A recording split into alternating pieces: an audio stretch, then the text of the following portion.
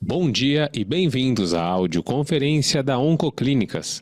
Neste momento, todos os participantes estão conectados apenas como ouvintes e mais tarde iniciaremos a sessão de perguntas e respostas quando as instruções para os senhores participarem serão fornecidas. Cabe lembrar que esta audioconferência está sendo gravada. Gostaria agora de passar a palavra ao Dr. Bruno Ferrari, fundador e CEO do Grupo Oncoclínicas. Por favor, Dr. Bruno Ferrari, pode prosseguir. Bom dia a todos e bem-vindos a mais uma teleconferência de resultados da Oncoclínicas. Como sabem, nós continuamos em um período de transição e ajustes internos. Ajustes esses que vão permitir a companhia siga cada vez mais forte, sustentável e com soluções custo-efetivas para todos os participantes do setor de saúde. Tenho plena convicção de que estamos no caminho certo, muito embora haja um preço a se pagar no curto prazo, sobretudo em desaceleração do crescimento na receita e o que isso acaba implicando em margens. São impactos que acreditamos serem temporários dentro de uma estratégia desenhada para priorizarmos a preservação de geração de caixa para que então possamos voltar a crescer num segundo momento. Partindo para o slide de número 3, nota-se no primeiro trimestre de 2025 uma melhora expressiva no perfil de geração de caixa da companhia. O primeiro trimestre de cada ano é sazonalmente um trimestre fraco em geração de caixa operacional, pelo menor volume de recebimentos e maior pressão de desembolsos. Mesmo assim, por causa das iniciativas que temos adotado na companhia em receita, custos, despesas e disciplina de CAPEX, evoluímos em um consumo orgânico de 284 milhões em 2024 para 152 milhões em 2025. No próximo slide, como resultado da estratégia de priorizar fluxo de caixa, continuamos reduzindo exposição a fontes pagadoras com menor taxa de conversão de receita em caixa, o que levou a uma desaceleração do crescimento ano contra ano, inclusive a uma queda na comparação sequencial. Esse crescimento anual de 2,3% é bastante abaixo do que podemos crescer, mas, novamente, está acontecendo por desenho e estratégia nossa, até que termine o ciclo de ajuste que começamos no terceiro trimestre do ano passado. Também continuamos aprofundando um abrangente programa de redução de custos e despesas, iniciado no terceiro trimestre de 2024 e que já resultou em cerca de 34 milhões de reais de economia no primeiro trimestre de 2025, como aponta o slide 5. Apesar desse esforço em custos de despesa, o baixo crescimento na receita na comparação ano contra ano, inclusive queda na comparação sequencial, pressionou as margens nesse trimestre, como mostra o slide seguinte, de número 6. Alguns efeitos não recorrentes em despesas também contribuíram para esse desempenho fraco em margens. Novamente, acreditamos numa reversão dessa dinâmica nos próximos trimestres, na medida em que continuamos a substituir a receita da qual abrimos mão por novas receitas, mas com uma dinâmica de capital de giro mais favorável e também na medida em que os ajustes em custos e despesas terminam. No slide 7, nota-se que a estratégia adotada pela companhia tem sido eficaz em manter a trajetória de estabilização da dívida líquida enquanto a transição de receita acontece. Houve uma nítida mudança de ciclos a partir do terceiro trimestre do ano passado. Embora a transição ainda esteja impactando nosso P&L, sobretudo em margens, a dinâmica de geração de caixa e variação orgânica da dívida líquida mudou de forma abrupta e para melhor. Por fim, e não menos importante, cabe mencionar a nossa diversificação de receita, evidenciada no slide 8. Nota-se que a companhia vem melhorando seu perfil de receita através de uma forte diversificação. Antes de passar a palavra para o Cristiano, que cobrirá o restante da apresentação, gostaria de mais uma vez agradecer a todos os nossos pacientes, corpo clínico, colaboradores, parceiros, investidores que nos apoiam permanentemente em nossa missão diária de vencermos a batalha contra o câncer. Muito obrigado a todos. Obrigado, Bruno. Bom dia a todos. Seguindo pelo slide 9, gostaria de destacar um dos principais resultados da política comercial mais seletiva que adotamos ao longo do ano passado e que continua em vigor. Nota-se uma grande e consistente evolução no volume de recebimentos caixa a cada trimestre e como esses recebimentos vêm aumentando como proporção da receita líquida. Isso se reflete diretamente numa dinâmica de capital de giro mais saudável para a companhia e em melhor fluxo de caixa. Passando para o slide 10, podemos ver a evolução dos nossos procedimentos e ticket médio. O volume de procedimentos no primeiro trimestre de 2025 cresceu 3,3% ano contra ano, uma desaceleração em relação aos períodos anteriores, principalmente em função da nossa estratégia de redução de exposição a fontes pagadoras mais intensivas de capital de giro. Também como consequência dessa estratégia, o ticket médio por tratamento reduziu sequencialmente, mas manteve a tendência de crescimento quando comparamos os períodos de últimos 12 meses. No slide 11, a receita bruta da companhia atingiu aproximadamente 1,7 bilhão de reais no primeiro trimestre do ano, um crescimento de 2,3% em relação ao mesmo período do ano anterior.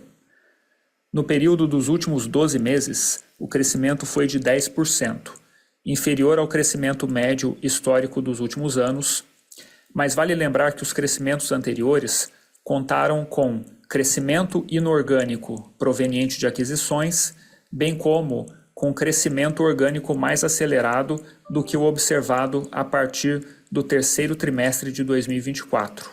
Semelhantemente, no slide 12, temos o crescimento da receita líquida nos mesmos patamares da receita bruta. Se analisarmos o período dos últimos 12 meses terminados no primeiro trimestre, esse indicador também permanece em linha com os patamares históricos apresentados pela companhia. Em relação à PCLD, slide 13, nota-se uma estabilização da média no patamar de 2,6%.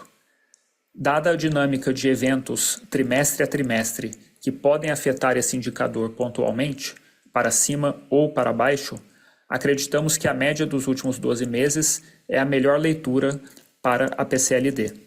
No slide 14, a margem bruta atingiu 32% nos últimos 12 meses, como mostra o gráfico do lado direito do slide.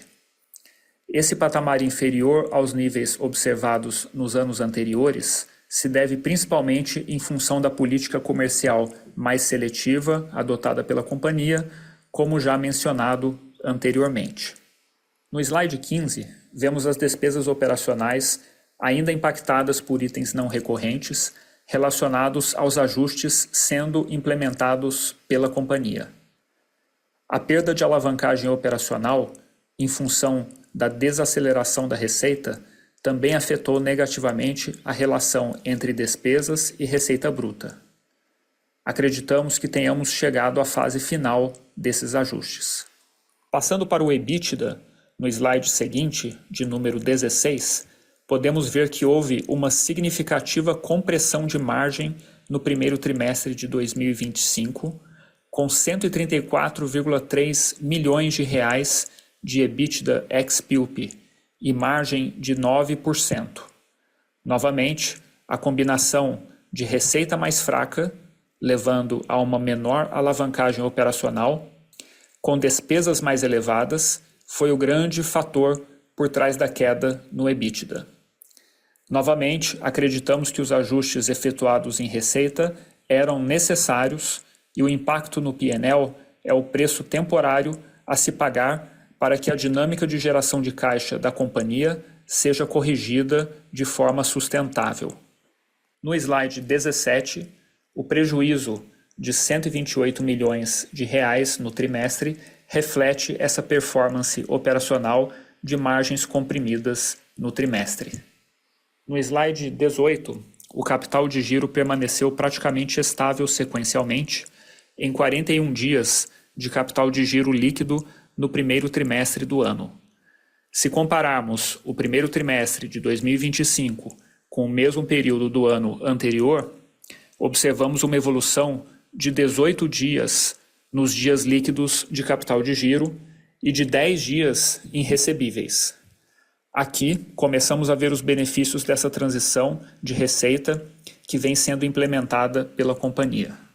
No slide 19, demonstramos o fluxo de caixa operacional de 10,7 milhões de reais, uma geração positiva em um trimestre tipicamente impactado por sazonalidade fraca de recebimentos. Como resultado, o fluxo de caixa livre, antes de amortização de dívidas, teve uma melhora de cerca de 132 milhões de reais quando comparado com o mesmo período do ano anterior. No slide 20, vemos a alavancagem impactada momentaneamente pela compressão de margens, que por sua vez foi causada pela redução na receita. Por fim, no slide 21, temos o cronograma de amortização da dívida financeira e de aquisições a pagar, e nota-se que temos um colchão de liquidez face ao cronograma de vencimentos da companhia. Com isso, encerramos aqui a parte expositiva da apresentação de resultados e abrimos agora para a sessão de perguntas e respostas. Obrigado. Senhoras e senhores, iniciaremos agora a sessão de perguntas e respostas. Para fazer uma pergunta, por favor, levante a mão através do botão disponível na videoconferência. A nossa primeira pergunta vem do senhor Felipe Amâncio, do Itaú BBA. Por favor, senhor Felipe, pode prosseguir. Opa, bom dia, pessoal. São duas perguntas aqui do meu lado. A primeira delas é sobre o mix de fontes pagadoras, né? Vocês citaram aqui ao longo da apresentação como que essa política de diminuir a exposição a certas pagadoras impactou o resultado. Eu queria entender aqui quão representativas as fontes pagadoras ainda são, né, do mix da companhia, e se vocês enxergam espaço aqui para uma redução ainda maior dessa exposição. Essa daqui é a primeira. E a segunda pergunta é sobre ticket, né? A gente notou o ticket aqui caindo um pouco no sequencial. Se vocês pudessem só explicar um pouco do que está por trás dessa queda, eu acho que ajuda aqui também. Obrigado. Oi, Felipe, bom dia, é o Cris. Eu vou começar endereçando as suas perguntas. A primeira, né, sobre a representatividade dessas fontes pagadoras especificamente, é aproximadamente 20% da nossa receita total. Na nossa avaliação, a gente já fez quase a totalidade, né, desse processo de ajuste, de redução de exposição a esse grupo de fontes pagadoras. Então, tem um remanescente pequeno acontecendo agora no segundo tri, mas não vai ser nada expressivo, não deveria ser nada expressivo. Então, a tendência é que, pelo menos no curto prazo, esse grupo de fontes pagadoras continue representando aí próximo de 20% da receita. Sobre ticket, caindo, né, numa comparação sequencial, isso é um movimento que tem, ele está intimamente ligado justamente a essa redução de exposição, porque no combinado, digamos assim, do ticket médio, essas fontes pagadoras apresentam um ticket médio um pouco mais elevado do que a média global da companhia. Perfeito, super claro. Obrigado pelas respostas. Obrigado. Nossa próxima pergunta vem do senhor Gustavo Miele, do GS. Por favor, senhor Gustavo, pode prosseguir. Oi, Bruno, Cris, Isaac, demais participantes, obrigado pela apresentação. Eu também tenho duas perguntas, por favor. A primeira delas, no capital de giro, tem uma melhoria ano contra ano nos dias de estoque relevante, algo próximos 7 dias, se eu não tô enganado. Eu queria só que vocês nos ajudassem a separar aqui o que é uma melhoria oriunda da praticamente inexistência de pré-alta nesse ano, né? CMED baixa, juro alto, e o que de repente é uma melhoria um pouco mais relacionada à eficiência, só para a gente tentar, enfim, balizar um pouco modelagem olhando para frente quando esse efeito suavizar. Essa é uma primeira pergunta. E uma segunda, né? Vocês mostraram, enfim, um gráfico interessante de evolução da conversão da receita em caixa, né? Lá no início da apresentação. Queria só que vocês nos dessem um update aí de, enfim, abril e começo de maio, né? Como que está a evolução aqui de dias de recebíveis e essa conversão de caixa, para a gente ter uma noção aqui de como essa racionalização está evoluindo na ponta. Muito obrigado. Bom dia, Miele, aqui é Isaac falando. Obrigado pela pergunta. Vou começar aqui com a questão dos estoques.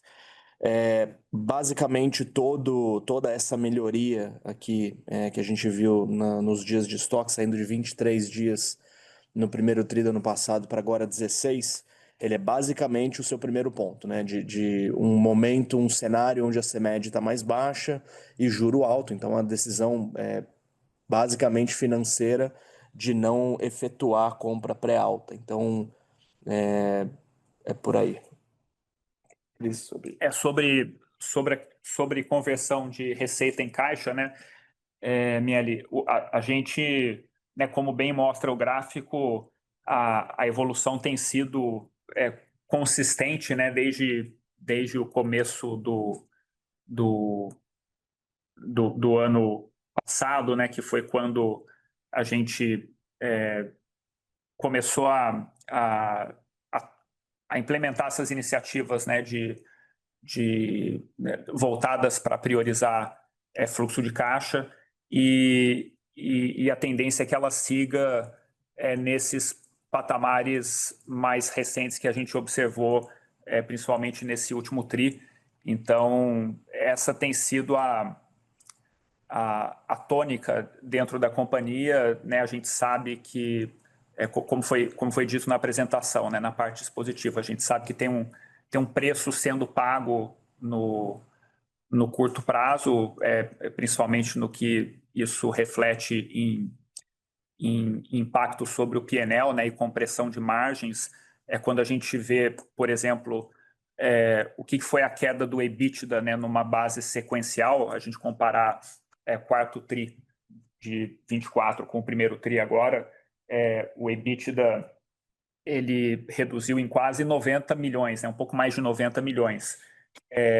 E se a gente fosse fazer um bridge, né, de quais foram as variáveis, desses 92 milhões, né, de redução de EBITDA numa base sequencial, 73 milhões vieram de redução da receita líquida, né? Então, dá para ver claramente que a redução na receita explica 80% praticamente né, dessa variação no EBITDA no quarto tri contra o primeiro tri, que, de novo, decisão consciente da companhia, estratégia de sermos mais seletivos na exposição, né, junto a essas fontes pagadoras, e em algum momento retomarmos, né, a dinâmica de crescimento que vem acontecendo com outras fontes pagadoras, e buscar reacelerar o crescimento. Isso, né, vai refletir, né, no EBITDA no médio prazo, mas sem deixar de olhar e tendo como primeira variável essa questão da conversão de receita em caixa, né? Então, a nossa, o que a gente vê aqui é esse patamar que a gente atingiu recentemente de conversão, recebimentos, caixas, né, sobre receita líquida se mantendo nesses níveis. Legal, tá claro. Obrigado, Cris. Obrigado, Isaac. Bom dia. Obrigado, bom dia. Obrigado. Nossa próxima pergunta vem do senhor Eduardo Rezende, do UBS. Por favor, senhor Eduardo, pode prosseguir. Bom dia, pessoal. Tem duas aqui do meu lado também. A primeira é sobre volumes agora no segundo tri. Eu gostaria de entender se vocês já estão vendo aí essa parceria com a Apvida já trazendo resultados, se já deve contribuir para uma recuperação do volume de tratamentos agora no segundo semestre, e se a companhia já tem algum estudo interno sobre o que a gente deve esperar dessa parceria para frente. E a segunda é sobre glosas. A gente viu que voltou a subir aí como percentual da receita. Se puder dar uma cor adicional sobre o que aconteceu, ou se tem algum efeito de alguma fonte pagadora em específico, acho que seria interessante. Obrigado. Oi, Eduardo, bom dia. Sobre volumes, né, do, da parceria, né, do credenciamento com a Apvida, a gente tem visto, sim, um aumento contínuo, tanto de fluxo de novos pacientes para primeiras consultas, e aí, obviamente, isso tem um tempo, né, entre a primeira consulta e isso se converter num início de tratamento, mas a gente acompanha também esse indicador e essa fase de ramp-up está acontecendo. É cedo para a gente ter um assessment mais analítico, né, disso, então não temos uma estimativa para fornecer, mas o que dá para dizer é que a entrada de novos pacientes nas nossas unidades para primeiras consultas e a conversão que normalmente, historicamente, acontece em início de tratamentos, ela está acontecendo. Bom dia, aqui é o Isaac. Bom dia. Sobre glosas, Rezende, aqui a ideia é a seguinte, né? A gente, como vocês sabem bem, né, a glosa, a provisão de liquidação duvidosa e glosas, ela é uma foto, mas que não deveria ser só analisada em relação à receita do trimestre. Então, por isso que a gente sempre traz, né, na nossa apresentação, a foto dos últimos 12 meses. Quando a gente vê a foto dos últimos 12 meses, esse nível de glosa sobre receita ele está estável já há bastante tempo. Então, o que a gente observa aqui nesse ratio do primeiro trimestre é basicamente a compressão da receita bruta. Então, por ter uma receita bruta menor, naturalmente esse ratio vai subir bastante em relação ao comparável do último trimestre, mas quando você olha o número absoluto, ele não é tão diferente em relação aos primeiros trimestres dos últimos anos. Então, dito isso, a gente não vê nada muito específico em alguma fonte pagadora específica. Quando a gente olha nos últimos 12 meses, ela é relativamente estável, mas assim, é uma dinâmica que continua sob controle no nosso ponto de vista, tá bom? Perfeito, super claro. Isaac Cristiano, bom dia. Bom dia. Próxima pergunta vem do senhor Gustavo Tizeu, do BofA. Por favor, senhor Gustavo, pode prosseguir. Obrigado, pessoal, pela oportunidade. É só para entender um pouquinho de tendência, vocês comentaram um pouco de Apvida, comentaram um pouco de mudança de mix de produtos. É para entender daqui para frente o ticket talvez caia um pouco ainda no curto prazo para depois fazer um levante mais para o final do ano. E uma segunda questão é um pouco para entender os recebíveis ali. Você teve ali ficou flat, né, no circulante, mas quando você olha o não circulante, ele teve um aumento relevante. Houve alguma mudança de um circulante para não circulante, para ter aqueles aumentos de dias totais, quando você olha os dois juntos, que foi para 138 dias versus os 128, se não me falha a memória, do quarto tri? É só para a gente tentar entender o que aconteceu ali. Obrigado. Bom dia, Tizeu, Isaac aqui. Sobre o seu primeiro ponto, quando a gente observa a tendência de ticket para frente, aí, assim, tomando aqui muito cuidado para não configurar a guidance, a gente tem dois pontos, né, para ser levados em consideração. O primeiro deles é que a gente já entende que o ciclo de ajustes já quase que foi finalizado do ponto de vista de exposição e de receita, né? ajuste de exposição de receita. Mas tem um segundo ponto também importante de ser levado em consideração, é a CMED, né? A gente acabou de ter a publicação da CEMED e começam agora as discussões de reajuste de preço aos clientes finais. Então, não, assim, direcionalmente a gente não deveria ver adicionais reduções de ticket médio, e a tendência é que a gente veja nos próximos trimestres os reajustes começando a passar no nosso resultado. Sobre o segundo ponto, a gente teve durante o trimestre, né, na verdade, durante os últimos trimestres, a gente vem né, nesse momento de ajuste, nesse momento de arrumação das contas. A gente observou algumas contas do passado, em algumas fontes pagadoras especificamente, que a gente conseguiu renegociar para receber as contas que não, né, que a gente não ia ter recebimento no curto prazo, e a gente fez essa renegociação para recebimento no longo prazo. Então, por isso que tem esse aumento no contas a receber de longo prazo. Eram contas que nem estavam no nosso contas a receber, que passaram a estar agora a longo prazo, e a gente vai receber ao longo dos próximos anos. Tá ótimo. Obrigado, Isaac. E Cris. Nossa próxima pergunta vem do senhor Renan Prata, do Citi. Por favor, senhor Renan, pode prosseguir. Opa, bom dia pessoal, obrigado pelo espaço aqui. Na verdade aqui é bem rapidinho, eu queria só aproveitar aqui a fala do Cris e Isaac, que sim, eu acho que aparentemente o ajuste de exposição de receita já está quase finalizado.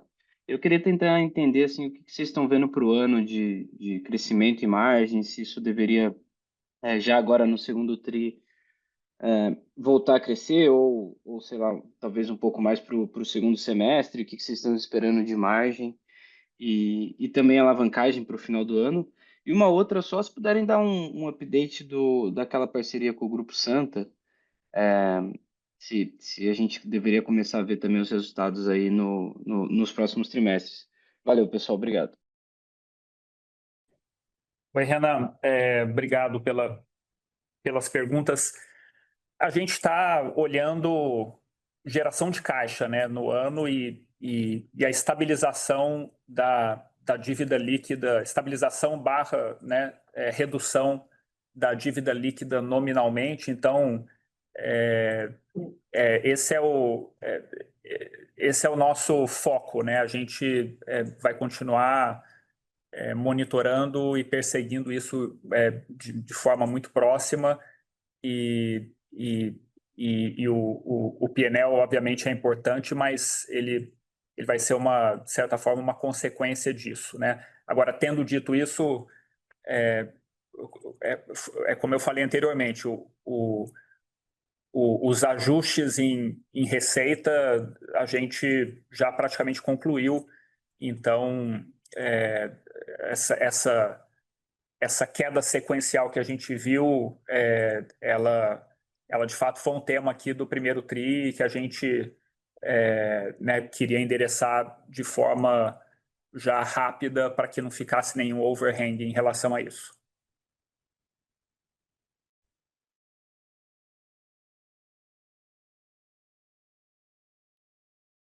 Não, tá ótimo. E do Grupo Santa tem alguma atualização ou...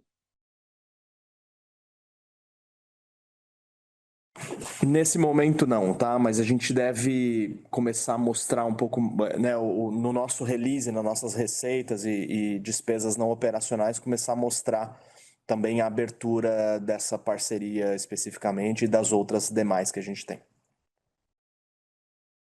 Tá legal, super claro. Obrigadão. Encerramos neste momento a sessão de perguntas e respostas. Gostaria de passar a palavra ao senhor Cristiano para as considerações finais. Por favor, senhor Cristiano, pode prosseguir.